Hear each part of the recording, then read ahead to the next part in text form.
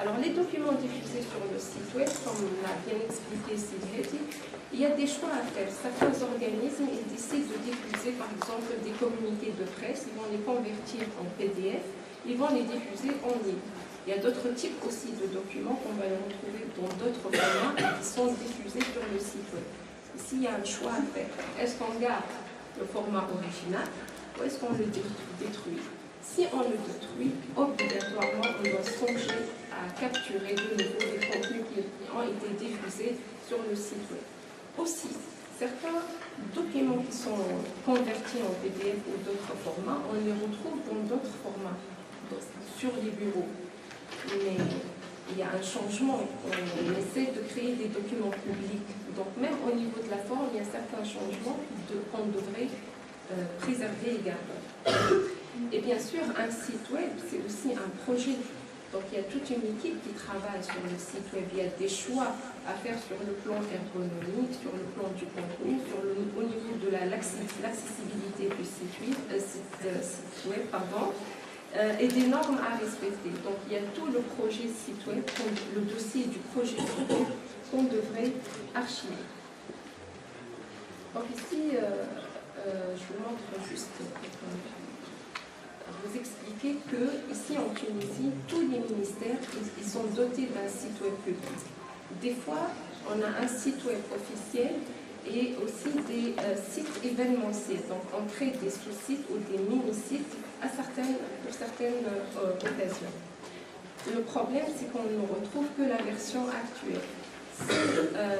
Donc je copie l'adresse URL et je vais essayer de chercher les archives de l'ancienne version sur Internet Archive, je retombe dans la version actuelle. Donc ici, il y a deux problèmes. Un problème de format, de choix technologique, c'est-à-dire que nos sites, malheureusement, ils tombent dans une trappe, ce qu'on appelle une trappe. Donc les logiciels d'archivage, ils n'arrivent pas à les moissonner. Et de deux, nous, à l'interne, qu'est-ce qu'on fait? Est-ce qu'on a essayé de préserver ces archives ou pas? Je ne crois pas, parce que même en ligne, on ne trouve pas archives en ligne. Donc, il n'y a même pas cette rubrique-là, alors que les CLS actuels, ils nous permettent de créer cette rubrique d'archives en ligne. Et si une liste, elle n'est pas très exhaustive, donc des projets d'archivage d'Internet, donc des projets auxquels collaborent des archives nationales et des bibliothèques nationales. Je vais mettre l'accent sur les initiatives qui visent la collecte du web gouvernemental. Donc ici, je vous montre le site archivesgouvernementales.fr. Donc il s'agit des archives du web gouvernemental français. Et donc vous voyez, les collectes, elles ont commencé dès le début, je dirais même du web. On a des sites qui sont archivés dès 1996. Jusqu'à la version la plus récente. Et donc je vous montre ici un exemple d'archive. Ça ne diffère pas de la version en ligne. On ajoute tout simplement une simple étiquette pour désigner qu'il s'agit d'une archive. La même chose avec le portail de la fonction publique. Donc on distingue, vous avez du mal à distinguer des fois la version en ligne de la version archivée. Pour ça, il y a une solution. Donc, il y a la norme loi qui permet d'ajouter une balise, une forme d'entête. Ici, on ne la voit pas parce que c'est un logiciel maison qu'on utilise pour éditer les archives web. Mais normalement, en utilisant la norme loi, on a toute une balise qui va se greffer à l'entête du site web pour dire que c'est une version archivée à telle date. Donc, d'autres exemples d'archives web, ici les archives web du gouvernement du Canada, celles du Royaume-Uni.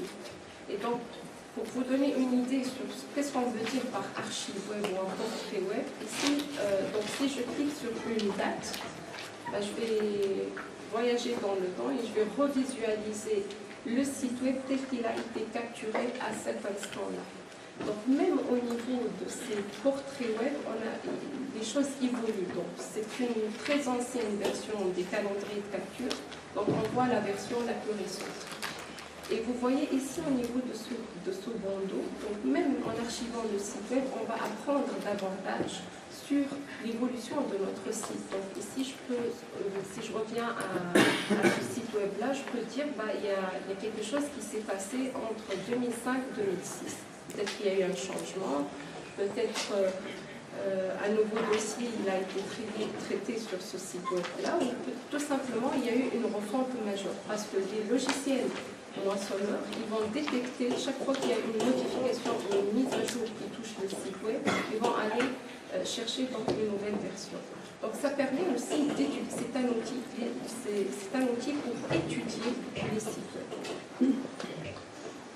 Alors quand les archives nationales surtout ne souhaitent pas archiver les sites web, des fois par manque de ressources, des fois parce que c'est pas aussi sa responsabilité première, c'est aux institutions qui créent des archives web d'archiver leur site web. Donc à ce moment-là, certaines archives web ont décidé d'offrir des guidelines, des recommandations, des conseils, comment faire la chose. Et donc ici, je vous réfère donc au site web du gouvernement australien. Donc on trouve une panoplie d'outils pour aider les institutions gouvernementales à créer des sites web qui respectent certaines normes pour ne pas avoir de problèmes par la suite pour archiver le site web, et de faciliter l'installation de certains outils pour les aider à archiver leur site web. Donc ici un autre exemple, le congrès. Un exemple de page web préparée par le NARA, les archives nationales des États-Unis, où on voit donc un ensemble de ressources qui est mis à la disposition des institutions gouvernementales pour faciliter leur archivage, y compris un calendrier de conservation, donc des exemples de règles de conservation, donc pour définir à quel moment faut-il capturer le site web, combien de fois, dans quel format, etc. Alors, ici un exemple, comment gérer le site web dès le moment de sa création pour faciliter son archivage. Et bien sûr, il y a le consortium international pour la préservation d'Internet. Donc vous allez me dire, tout ça c'est bon, on va consulter les sites web, on va se renseigner, on va apprendre comment faire la chose, mais techniquement comment on peut le faire. Le consortium international pour la préservation d'Internet offre un ensemble d'outils pour faciliter l'archivage des sites web. Donc c'est des outils en open source qu'on peut télécharger, les installer et commencer à faire de l'archivage du web. Il y a aussi certains outils tout simples. Tout dépend, comme je vous ai dit, du degré de complexité du site web. Sur Firefox, le navigateur Firefox, il y a un module qu'on pourrait installer qui s'appelle Scrapbook, mais pour faire un archivage très simple.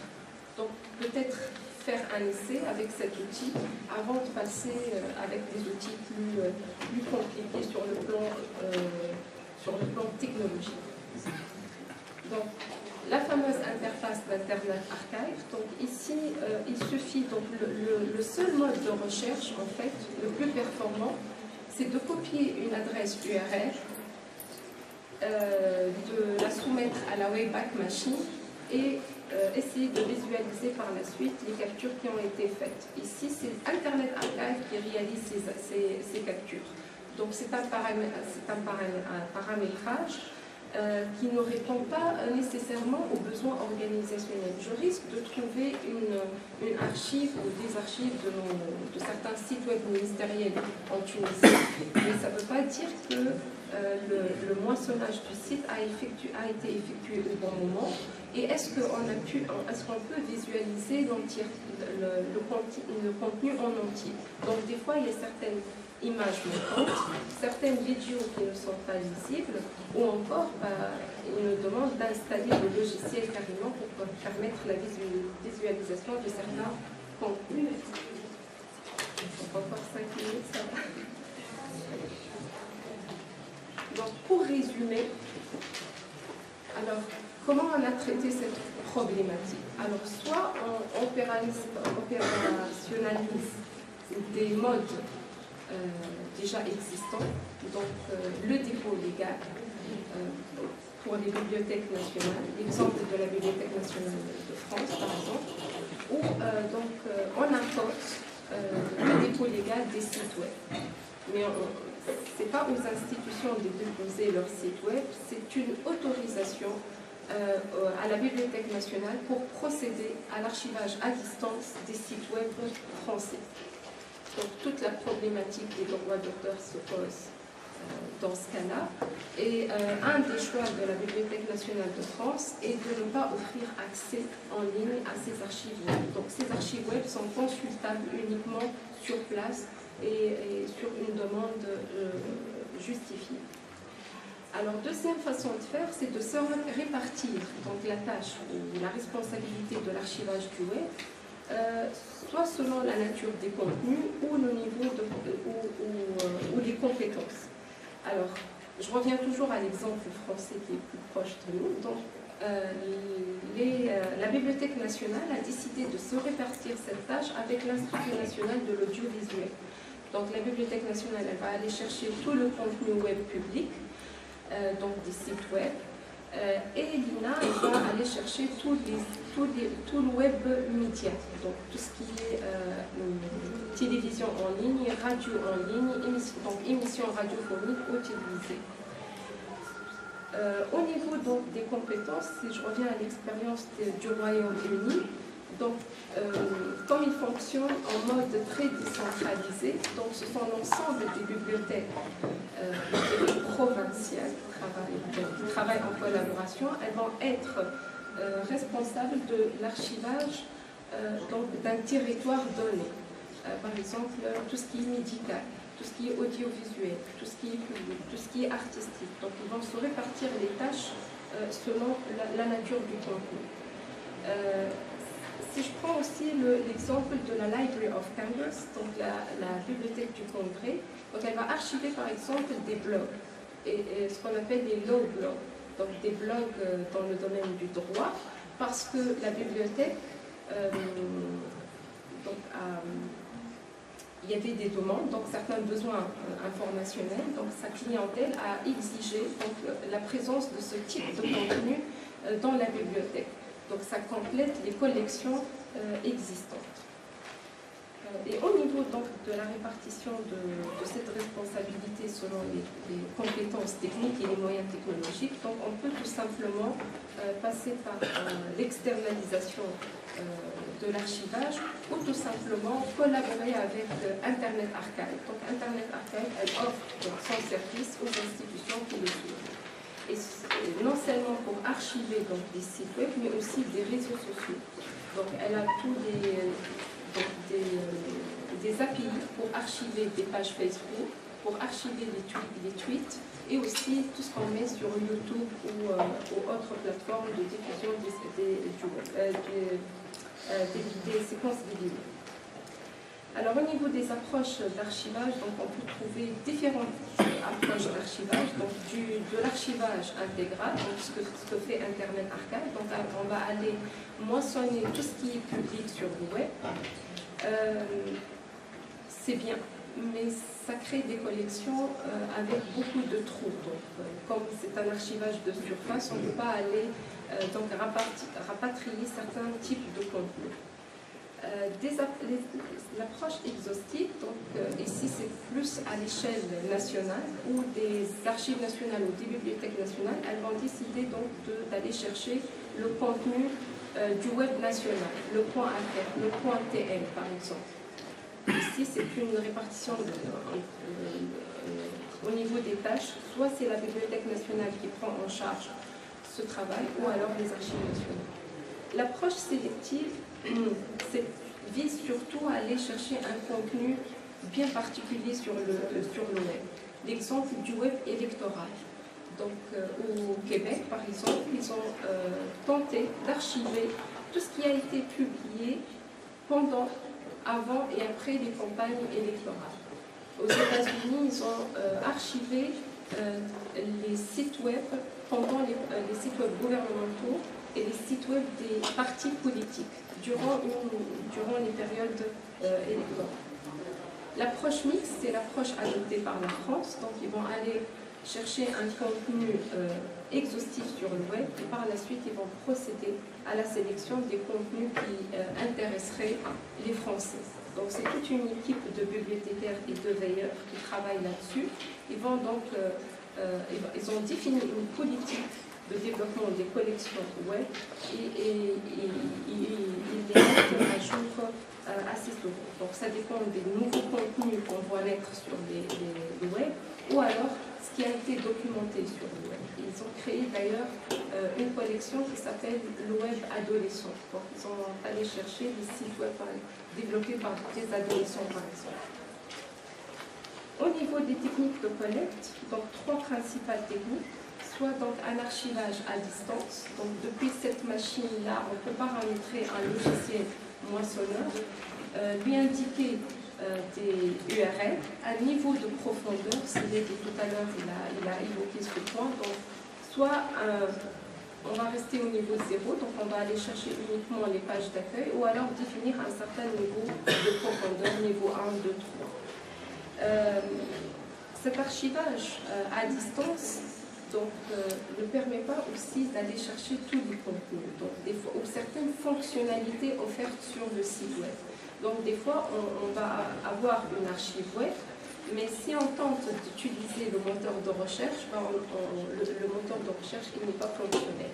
Si on essaie d'aller dans les archives en ligne, si on clique sur une date pour récupérer d'anciennes publications, ça ne peut pas des fois marcher.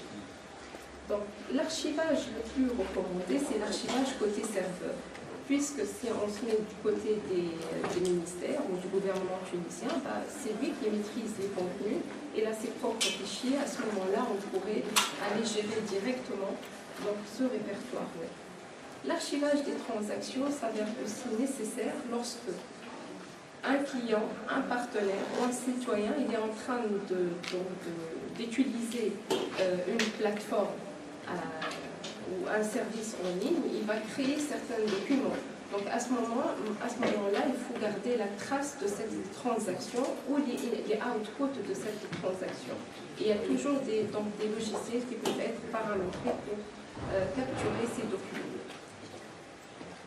Alors, le produit final, donc c'est des portraits donc, qui sont générés à des instants T. Reste maintenant, est-ce qu'on aura besoin de l'ensemble de ces portraits? Donc une politique d'archivage d'un site web doit être révisée à la lumière des objectifs du site et à la lumière aussi des usages qu'on va faire de ces archives web. Comme je vous ai dit tout à l'heure, au niveau technique, nous disposons d'une myriade de solutions techniques pour pouvoir capturer ces sites web. Et ici, je vous ai mis certaines de ces applications. Au niveau du moissonnage, donc la collecte ou la capture des documents, leur stockage et maintenance, ou encore leur indexation et la possibilité de faire des recherches dans les archives publiques. Je vous ai parlé aussi tout à l'heure du format Word, donc le format dans lequel on encapsule les archives web. C'est une norme, la norme ISO 28500, et ça permet de créer un format où on peut encapsuler l'ensemble des pages d'un site web. Donc, grosso modo, c'est ça la problématique. Donc, sur le plan technique, il y a des solutions. Reste maintenant à réfléchir sur quoi conserver et comment conserver. Quels sont les acteurs qui devraient être impliqués dans ce processus d'archivage?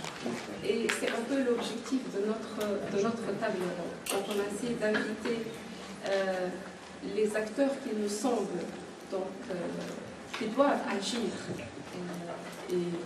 en urgence là, pour préserver ces contenus. Donc on a essayé d'inviter certains représentants qui devraient être impliqués dans l'archivage du web gouvernemental en Tunisie, et nous souhaitons tout à l'heure débattre de l'ensemble de ces questions.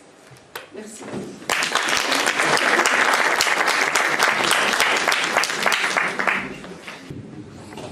Bonjour, merci pour l'organisation de cette journée d'études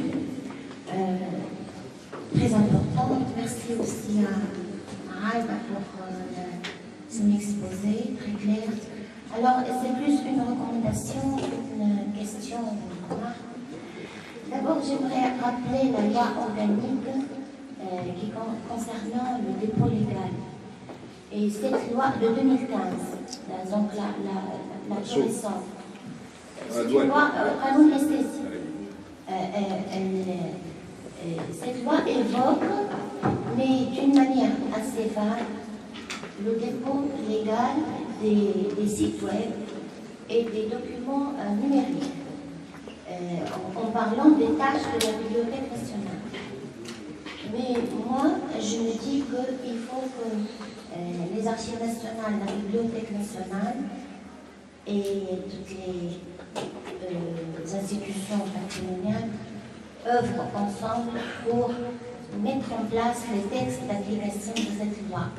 Parce que à la Bibliothèque nationale, depuis 2016, nous avons procédé.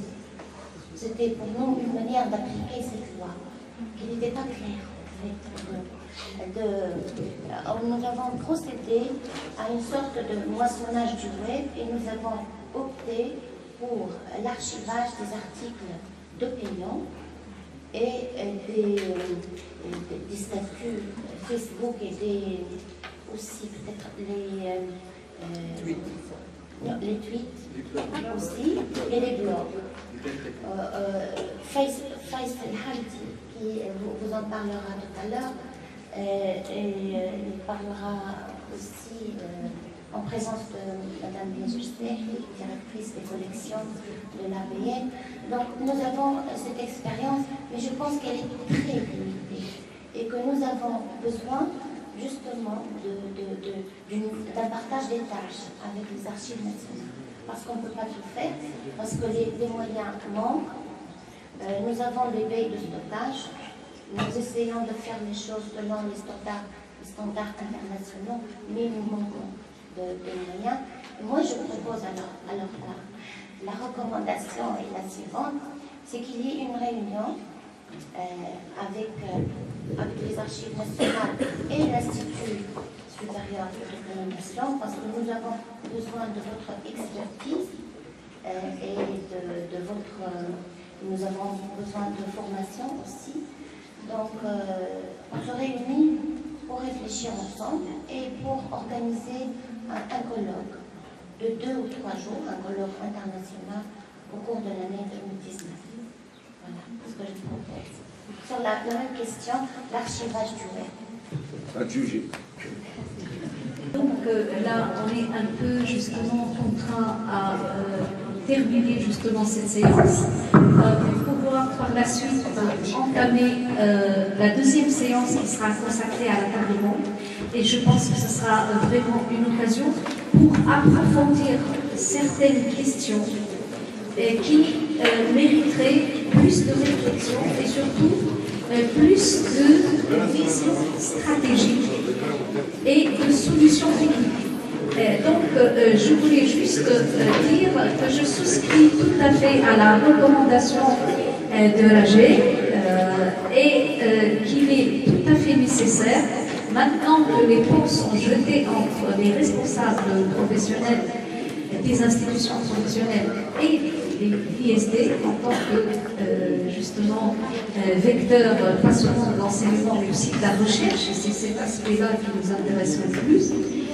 Donc de fait, il faudrait qu'on puisse étudier justement la possibilité d'organiser donc un colloque international qui puisse faire appel à la fois aux chercheurs et aux experts pour qu'il y ait en même temps réflexion, mais aussi vision de stratégie, de solutions essentiellement techniques. Voilà, merci.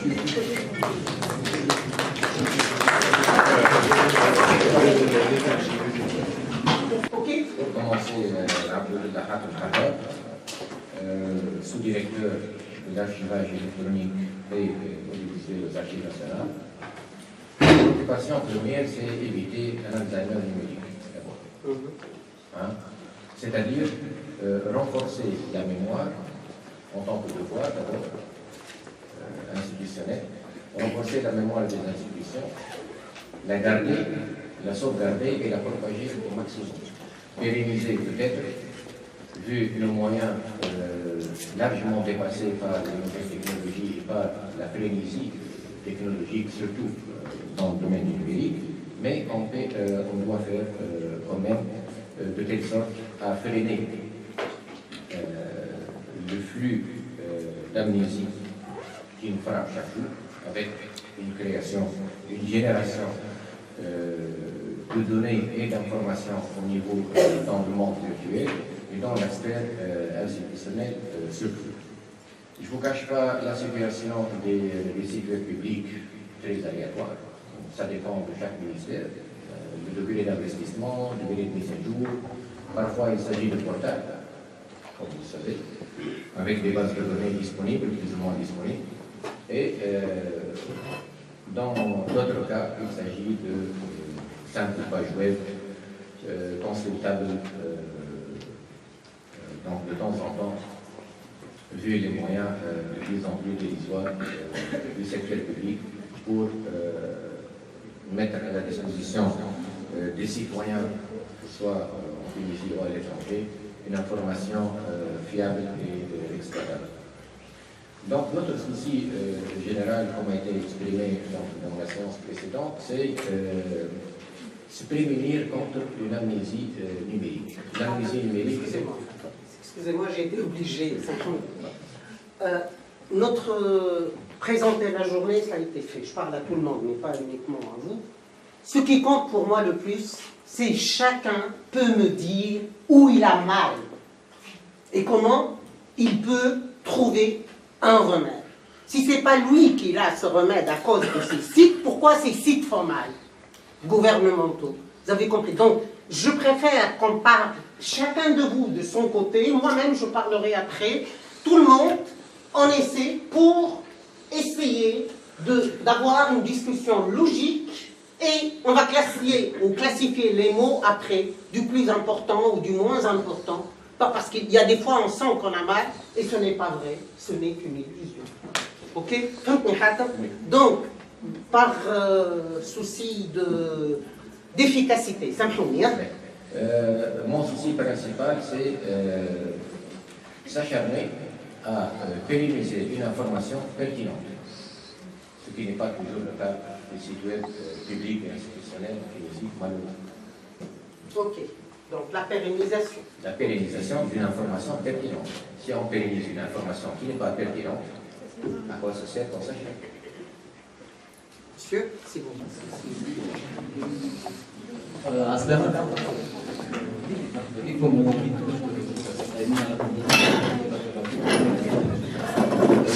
نظرا للوقت نقدم بسرعه المداخله بتاعي.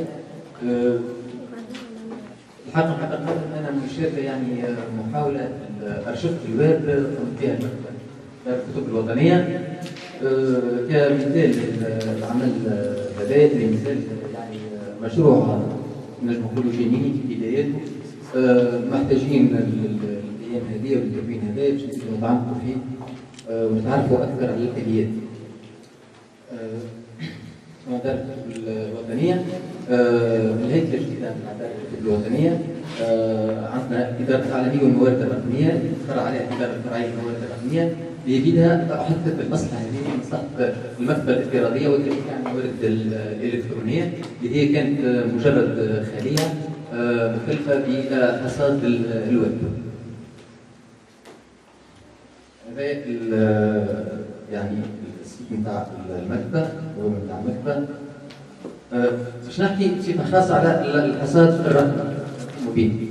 هي مبادره يعني من المكتبه الوطنيه لارشفه الويب. حبينا نعرف المصطلح هو حفظ ذاكره الانترنت. يعرفها زاد تعرف مؤسسه الارشيف الوطني البريطاني انها ارشفه الويب هي عمليه جمع المواقع والمعلومات التي تتضمنها شبكه الويب العالميه وحفظها ضمن ارشيف، يعني هي عمليه تجميع وعمليه حفظ. لماذا الحاجه الى تنزيل الوثائق الرقميه وحفظها؟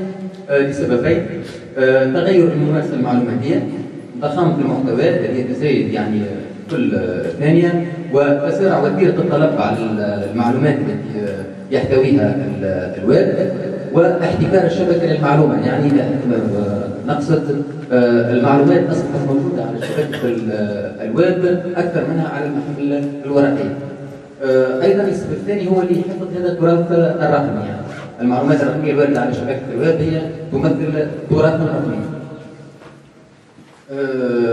خلينا المقولة هذه لبروسبر كاهي، أحد المؤسسين في منظمة أرشيف الإنترنت، موجودة من منتصف التسعينات، يقول في عبارة يعني معبرة: من السهل على أي شخص أن يأتي بخادم ويب ويضعه في جهاز الكمبيوتر ويديره للعالم، يمكن حدوث ذلك بشكل سهل جدا، ولكنه هش جدا لأن أي خطأ تقني في التجهيزات قد يؤدي إلى اختفاء هذا الموقع بما يحتويه. هذا السبب الرئيسي لما تحدثنا على أرشفة الويب. مسار عملية أرشفة الويب هي تبدأ بالاختيار، اختيار المواد التي ننوي أرشفتها رقميا، تخزينها، حفظها، وإتاحتها.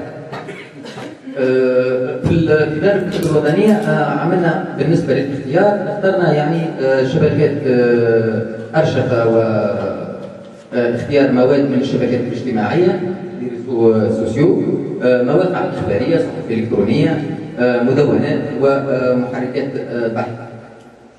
مثلا باش نعطي أمثلة لتبسيط الموضوع، أمثلة من العمل اللي قمنا به على امتداد سنة كاملة، يعني في بداياته المرحلة التجريبية. مثلا الكاريكاتير، يعني أرشفنا لقرابة 20 رسام كاريكاتير أعمالهم بشكل يومي. يعني الأعمال الصادرة لهم في الصحف الإلكترونية التي ينشرون فيها رسومهم أو على صفحات الفيسبوك الشخصية، قمنا بتجميع هذه الرسومات وأرشفتها. المدونات أيضا عملنا على أرشفة المدونات. هنا أريد أن أشير أنه يعني من حسن الحظ لهذه المصلحة الجديدة اللي كانت خالية، أنه تزامنت مع إنجاز وبداية إنجاز المشروع الذي تحدث عنه السيادي وشاركت فيه المؤسسات الوطنية، من بينها المكتبة الوطنية، وهو أرشفة الوثائق الرقمية للثورة التونسية. كان دورنا في دار الكتب الوطنية هي تجميع المقالات الواردة في المدونات لبلوج. عملنا على عدد 33 مدونة، جمعنا المقالات فيها الممتدة في فترة 29 يوم المعنية بالتجميع في فترة الثورة. هذا مثال مثلا من مدونة، مثال هنا عندنا مدونة لينا بن مهني، جمعنا المقالات يعني المحدودة في هذا التاريخ. المنشورات الفيسبوكية، المنشورات الفيسبوكية نجم نحطها على صنفين، وهي الصفحات العامة والحسابات الشخصية. هوني في الحسابات الشخصية يعني فما برشا كلام باش نقولوه بعد، خصوصي على الحقوق. الفيسبوك قلنا في الصفحات، عملنا على الصفحات. هذا مثال من طريقة التجميع، يعني نقوم بتنزيل هذه المنشورات بواسطة نتاع الفيسبوك، تنزيلهم عن طريق يعني طبعهم PDF وتجميعهم بشكل يومي. بشكل يومي، هذا عملنا اليومي بخلاف العمل اللي امتد على فترة أيام الثورة. عملنا أيضا على الحسابات الشخصية، حسابات شخصية لمدونين، صحفيين، فنانين، رياضيين، يعني اخترنا من كافة المجالات والميادين. يمكن هنا طرح سؤال: لماذا اعتمدنا أسماء دون أخرى أو صفحات أو مدونات دون أخرى؟ اعتمدنا على عاملين. اعتمدنا على الإحصائيات التي ينشرها محرك البحث جوجل من ناحية عدد المتابعين مثلا، انتشار المحتوى، واعتمدنا أيضا على تأثير هذه الشخصية في الرأي العام، لأن عملنا على المجال الوطني، يعني في حدود تونسية، يعني في المجال الوطني اخترنا مدونين وفيسبوكيين تونسيين. هذا مثال من المنشورات الفيسبوكية. قمنا أيضا هذه السنة باعتماد العمل على تغريدات تويتر. قمنا بدأنا في تجميع تغريدات تويتر لعدد معين من الناشطين على تويتر. بدأنا بالفيسبوك لأنه الفيسبوك كما نعلم فكرة متداولة، ورغم أنها صحيحة يعني أنه المغرب العربي مثلا يعتمد الفيسبوك أكثر من الشرق، تويتر يعني في الشرق نجده أكثر، لكن تويتر كان مثلا متواجد عملوا عليه بكثرة خاصة في فترة الثورة وما بعدها. هذا يعني مثال من تغريدات تويتر التي قمنا بتجميعها في فترة الثورة وأصبحنا نجمعها يوميا يعني حاليا. التغريدات واردة حاليا. جمعنا أيضا رسوم الجرافيتي. رسوم الجرافيتي هوني فما إشكالية مثلا في مفهومش عنده جددان الجرافيتي. الجرافيتي لا تاريخ له، لا يمكن تحديد تاريخه، لا يحمل تحديد من قام بهذا الرسم، لكنه هام جدا يعني يعبر عن مرحلة، يعبر عن حدث، يعبر عن تطلع. قمنا أيضا بتجميع رسوم كاريكاتورية يعني جدارية. الشعارات نقصد فيها السلوغان التي نجدها مثلا في المسيرات، في التظاهرات، في المظاهرات التي ترفع في حديث الأحداث. هذه أمثلة من الشعارات لأنها يعني معبرة وصالحة ومفيدة يعني للدراسة التاريخية والتوثيقية. المعلقات دوني أقصد ليزافيش يعني التي تصدر في مناسبات معينة، أحداث معينة، ملتقيات معينة، تظاهرات معينة. هذا نوع من الأفيش. هوني الأفيش يعني هوني فيه فما دراسة اجتماعية، دراسة فنية، يعني يمكن دراسة الأفيش من عديد الجوانب. الصور هوني أيضا قمنا بتجميع عديد الصور. قسمنا الصور هوني يعني لبان، مثلا صور تهم السياسة، ما تهم المجتمع، ما تهم الرياضة، أحداث معينة، شخصيات، رسوم. أيضا قمنا في تجميع في فترة الثورة الكوميونيكيت، البيانات الحزبية، بيانات الجمعيات، بيانات المنظمات الأصلية، يعني البيانات الأصلية ليست مكتوبة يعني في صورتها الأصلية. هنا في صورة يعني الصورة الأصلية هي صورة معناها جيباك، معناها صورة مش نص PDF. قمنا بتجميعها. الحوسة هي أننا العمل اللي قمنا به هو حصر في منشورات فيسبوك، تغريدات تويتر، التدوينات، الكاريكاتير، مقالات الرأي هذه أخذناها كما قلنا من صحف إلكترونية ومواقع.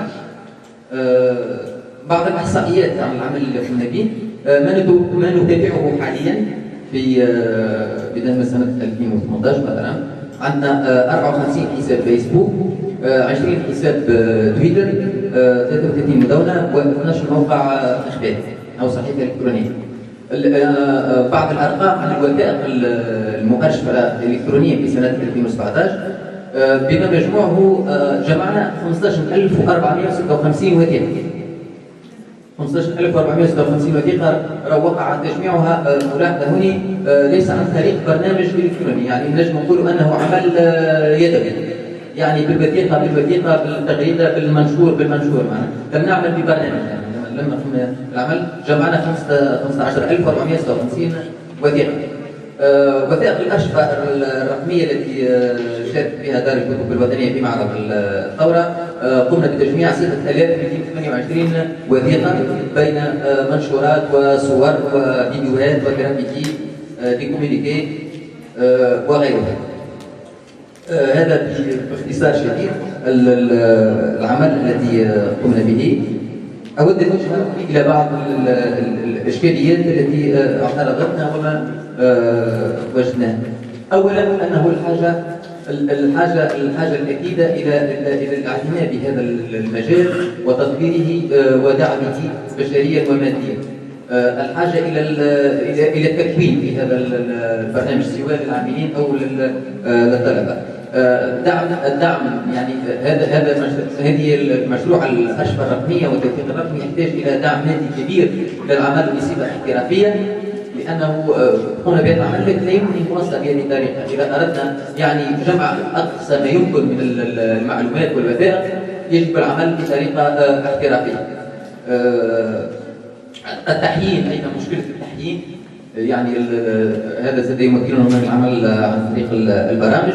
الجانب القانوني ايضا في الاتاحه الحره، الجانب القانوني يجب توضيحه رغم يعني القانون عدد 37 2015. هذا ما أردت قوله حول دور محاولة، يعني هذه محاولة إمام تهدر الكتب الوطنية بعد هذه القضية وتحويلها إلى مصلحة. ونريد كما قدمنا هذا العمل نريد أن نستفيد أكثر من هذا اليوم الدراسي وأن نطور هذا المشروع. وشكرا على الانتباه. Merci beaucoup. Je remercie tous les organisateurs de cet événement. Donc, je vais essayer d'être brève et de présenter les activités de l'unité d'administration électronique dans le domaine des sites web du gouvernement, donc et le suivi des sites web du gouvernement. Donc, peut-être on va commencer par un petit historique. Donc, un bref historique de l'émergence de ces sites web du gouvernement. Donc, bien sûr, on connaît que les années 70 et les années 80, c'est l'introduction de l'informatique dans l'administration. Puis, donc, les grandes applications de l'État. Dans les années 99-2004, donc l'administration s'ouvre sur Internet et on voit la naissance des premiers sites web publics. Ensuite, donc, les premiers services en ligne, entre 2004 et 2009. Après, entre 2009-2014, donc, l'unité d'administration électronique a essayé d'élaborer la première feuille de route de l'e-government, donc une stratégie de l'administration électronique, une stratégie nationale. Puis, depuis donc, 2016, on a élaboré la nouvelle stratégie de l'administration électronique et le SmartGov 2020. Donc, la phase préliminaire donc, pour l'administration, c'est l'évolution donc, a eu pour prémisse l'émergence depuis les années 80, donc les premiers chantiers de dématérialisation des processus administratifs, et ce à travers l'introduction de l'informatique au sein de l'administration publique. L'informatisation qui se traduit par une création de plusieurs applications informatiques. Donc ici, donc, on voit aussi la phase d'information, c'est-à-dire la première génération des sites web donc, publics, et c'est ce qui nous intéresse aujourd'hui, donc le fait que l'administration se trouve devant l'obligation de s'introduire et de s'ouvrir sur Internet. Donc, et tous les ministères, tous les ministères ont été obligés de développer des sites web gouvernementaux. Donc.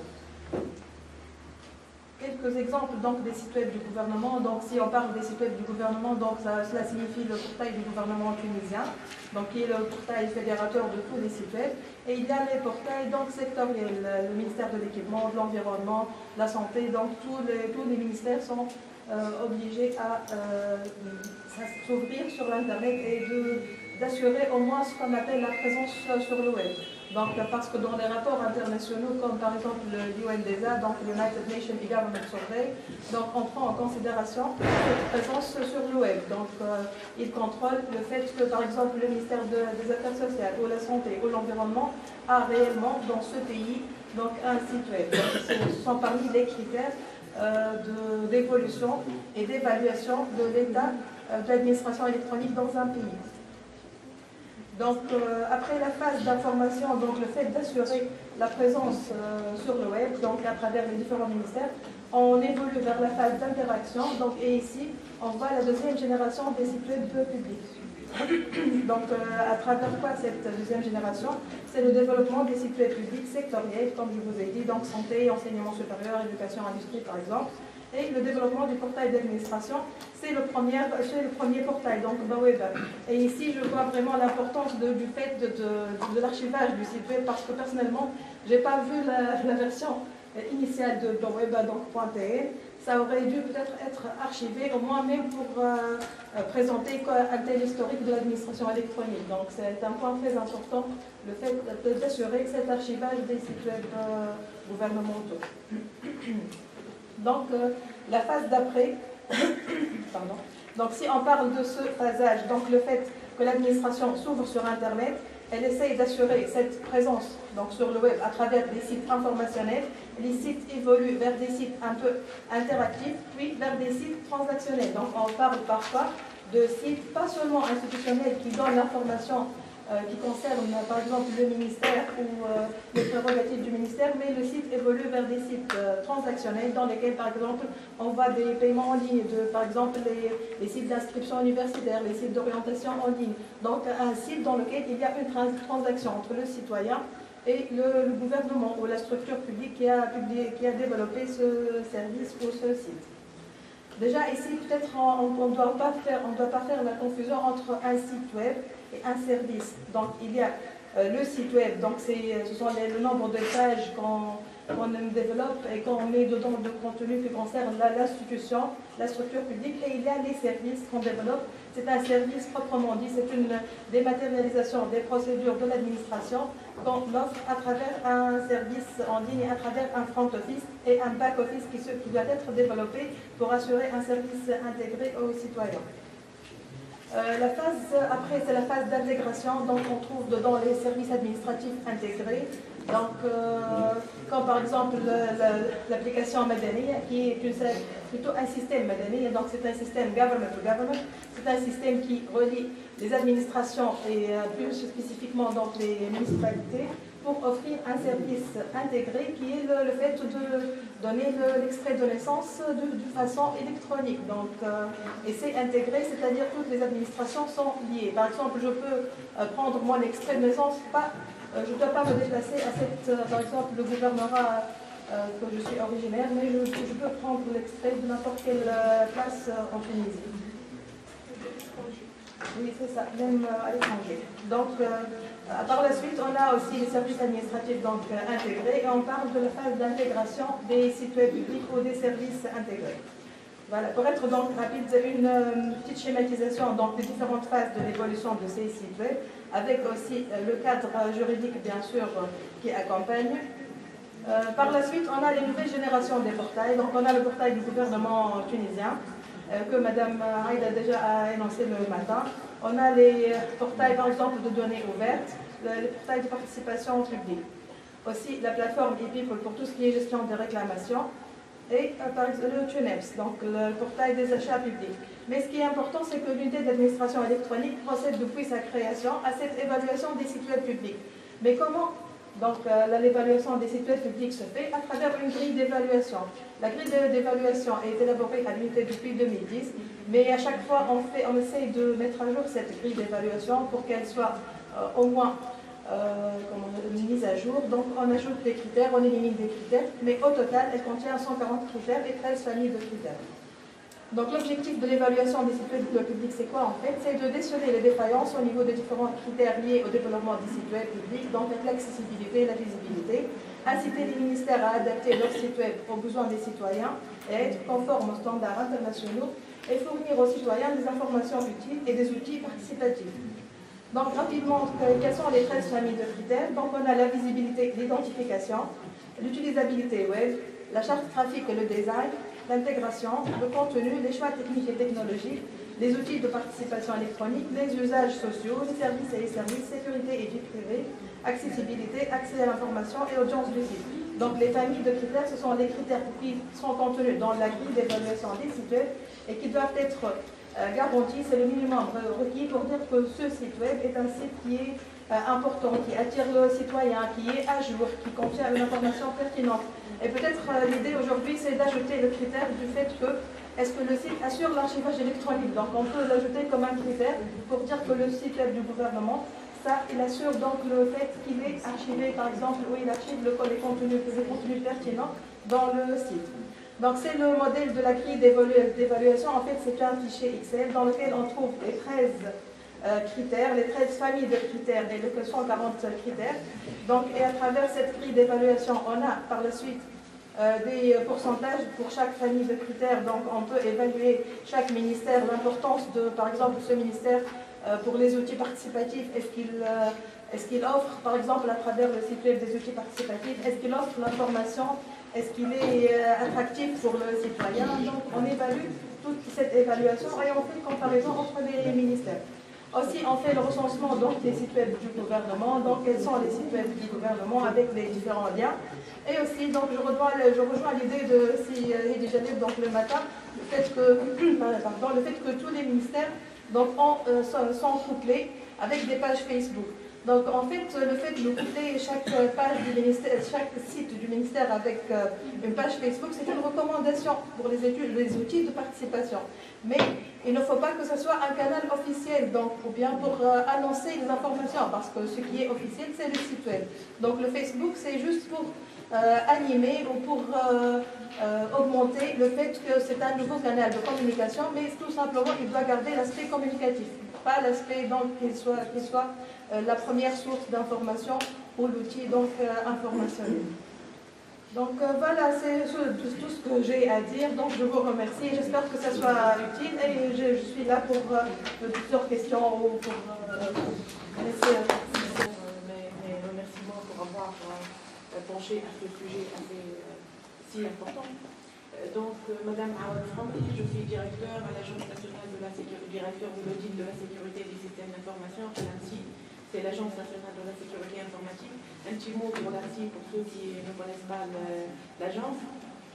Donc, l'Agence nationale de la sécurité informatique, elle assure le contrôle général. Elle assure le contrôle général sur la sécurité des systèmes d'information nationaux, c'est-à-dire publics et privés. Donc, elle joue un rôle proactif dans le sens où proactif, préventif. C'est-à-dire qu'on prévient les risques de sécurité sur les systèmes d'information. Comme j'ai dit, donc, un rôle proactif dans le sens qu'on veille sur les risques cybernétiques dans le cyberespace national, c'est-à-dire on veille sur les menaces qui peuvent impacter le cyberespace national. Aussi, on travaille à mettre en place des normes de sécurité, des normes internationales, on travaille à les personnaliser, à les adapter les systèmes au contexte national pour les adopter. On fait de la formation, du développement des compétences tunisiennes pour œuvrer à renforcer le niveau de sécurité du système d'information nationaux. Aussi, on fait de la sensibilisation pour différentes catégories, y compris les parents, les enfants, les étudiants, les élèves et tout. Donc, tout ce rôle proactif par rapport au site web, on vérifie entre autres la disponibilité des sites web gouvernementaux. On vérifie aussi l'intégrité des sites web gouvernementaux. On dispose d'une solution nationale qui veille sur tous les sites web gouvernementaux, une veille instantanée pour vérifier si le site web est disponible ou pas et si le site web il est intègre ou pas, il a été touché en termes d'intégrité. Sur le volet détection, aussi on travaille sur la détection précoce des événements qui touchent le cyberespace national et qui touchent la partie apparente du cyberespace national, et si je dis la partie apparente, c'est-à-dire les sites web, et la partie cachée de l'iceberg, qui sont les systèmes d'information, le backbone des systèmes d'information nationaux. Et dans ce sens, on a installé des sondes au niveau des systèmes d'information critiques, nationaux critiques. Ces sondes nous donnent la température au niveau des systèmes d'information, de ces systèmes d'information critiques, entre autres les systèmes qui disposent de sites web. Surtout, on met le focus sur les systèmes qui offrent des services en ligne pour le citoyen. Pour les sites web statiques, ils sont ou qui offrent de l'information, ils sont certes importants, mais ils sont classés et ils ont moins d'importance pour nous. Donc c'est le volet détection, c'est-à-dire détection des événements de sécurité. Le volet réaction, c'est-à-dire on réagit. S'il y a des événements qui sont sérieux, et si je dis événements de sécurité, c'est-à-dire une indisponibilité du site web qui est due à une compromission ou bien un événement malveillant, donc on réagit surtout en termes d'investigation sur incident, en termes de forensics, et en termes de récupération des données. C'est-à-dire on intervient pour le recouvrement et la récupération des données en cas d'attaque sur un serveur quelconque. Donc, en gros, c'est une émission de l'ANSI. Et notre préoccupation, notre grande préoccupation, c'est comment préserver l'intégrité de la donnée, la disponibilité de la donnée, du service en général, et la confidentialité de la donnée. Donc, intégrité, disponibilité et confidentialité des données. Et là, on parle des systèmes d'information nationaux, c'est-à-dire de la partie infrastructure qui supporte l'information. Et si je dis infrastructure, c'est-à-dire les réseaux, les systèmes, les bases de données, toute cette infrastructure, plus la donnée qui est toujours plus concrète pour l'utilisateur finaux, pour nous. Donc, et si je dis données, c'est le patrimoine informationnel de l'institution publique. Là, le grand souci et la grande préoccupation, c'est la délimitation du patrimoine informationnel de l'institution. C'est-à-dire, aujourd'hui, et je témoigne en personne de cette grande problématique, c'est que les entreprises publiques ou les organismes publics ne savent pas les limites ou ne maîtrisent pas les limites de leur patrimoine informationnel. C'est à l'occasion de missions d'investigation ou de missions d'audit ou d'études qu'on découvre qu'il y a des données qui sont en dehors de leur maîtrise, en dehors de leurs soucis. Donc la première préoccupation, c'est la délimitation du périmètre, et on doit d'abord connaître ce qu'on a pour pouvoir le sécuriser. D'abord, il faut inventorier les données, connaître nos données, valoriser nos données. Et là, je vais parler d'un projet que nous avons réalisé, d'une étude que nous avons réalisée dans ce sens, c'est la classification des données publiques. On ne peut pas sécuriser tout. Il y a une prolifération des données, une explosion des données au niveau des organismes publics. Donc cette explosion des données fait qu'il est impossible de sécuriser tout. Il faut savoir classifier pour pouvoir maîtriser. Et la classification des données publiques a débouché, il y a une étude qui a débouché sur une classification à 4 niveaux. Le premier niveau, c'est le top secret. Le deuxième niveau, c'est les secrets. Le troisième niveau, c'est le protégé. Et là, on parle de données qui sont à caractère personnel ou bien qui relèvent de la propriété intellectuelle. Et la grande masse de données, c'est les données publiques. Les données publiques, c'est-à-dire les données qui sont accessibles au grand public. Et c'est là où on parle de sites web, d'informations, de données qui sont à la portée et qui sont accessibles pour monsieur tout le monde.